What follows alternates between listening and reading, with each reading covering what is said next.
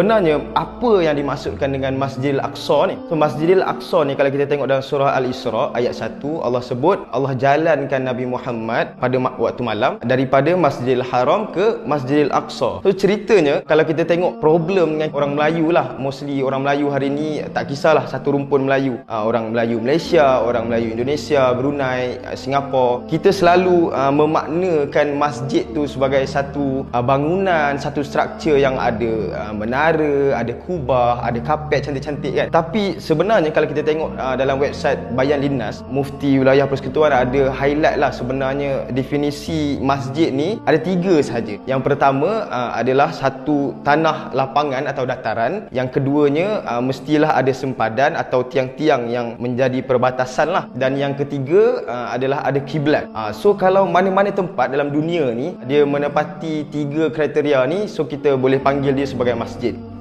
So sama juga dengan Masjidil Aqsa, bila Allah sebut Allah jalankan Nabi Muhammad daripada Masjidil Haram ke Masjidil Aqsa tu, kita tahu Burak tu dia berjalan sampai ke Burak Wall sahaja. Dia tak adalah masuk sampai ke Masjid Qibli ke, sampai ke Dome of the Rock tu ke. Aku tengok page-page viral, biasa diorang ni selalu highlight yang Dome of the Rock tu bukan Masjidil Aqsa, tapi diorang highlight yang Masjid Qibli tu, masjid yang berdekatan dengan dia tu adalah Masjidil Aqsa. So benda ni kurang tepat. Yang setepat-tepatnya adalah semua ni adalah Masjidil Aqsa lah. So Masjid Qibli, Dome of the Rock, kemudian belah kanan tu ada Dome of the Chain. Dome of the Chain tu adalah menentukan titik tengah Masjidil Aqsa tu. Kalau kita tengok kan dalam gambar tu dia ada tunjuk dataran Masjidil Aqsa tu. Di sebelah kiri ada Burak Wall, atau orang Yahudi hari ni diorang guna Burak Wall tu sebagai Wailing Wall atau Western Wall. Dekat situ yang diorang lakukan upacara untuk itulah meratapi dinding itu kan. Dan diorang letak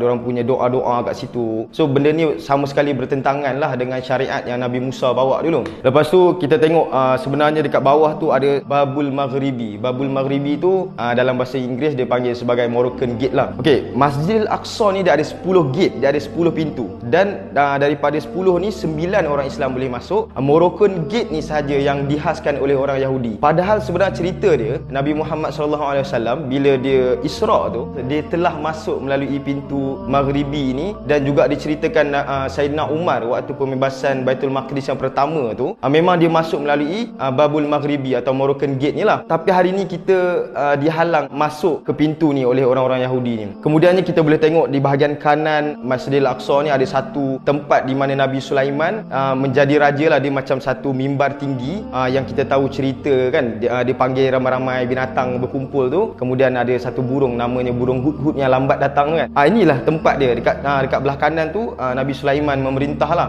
Dan kita tengok belah bawah tu sikit, belah kanan ada satu kawasan simetri atau perkuburan sahabat-sahabat ramai yang ditanam dekat bahagian belah kanan bawah. Dan belah kiri sikit daripada kubur tu ada satu kawasan bawah tanah yang luas. Tempat ni adalah tempat di mana Maryam membesarkan Nabi Isa alaihissalam lah. So kita kena tahu seluruh kawasan dataran ni sebenarnya dipanggil sebagai Masjidil Aqsa. Bukan hanya Masjid Qibli, bukan hanya Dome of the Rock. Dome of the Rock tu sebenarnya zaman pembebasan Baitul Maqdis yang pertama dulu, waktu Sayyidina Umar masuk, dia nampak ada batu kat situ. So dia tahu ini kawasan yang Rasulullah SAW Mi'raj ke langit lah. So dia buat dia buat satu rencana untuk membina satu kubah kat situ. Dan kemudiannya diteruskan zaman Khilafah Umayyah. Waktu tu khalifahnya nama Abdul Malik, tak silap aku dalam 60 tahun 70 tahun lepas daripada Umar ruling lah. So waktu tu dia bina struktur ni sama juga dengan Dome of the Chain tu. Ini pun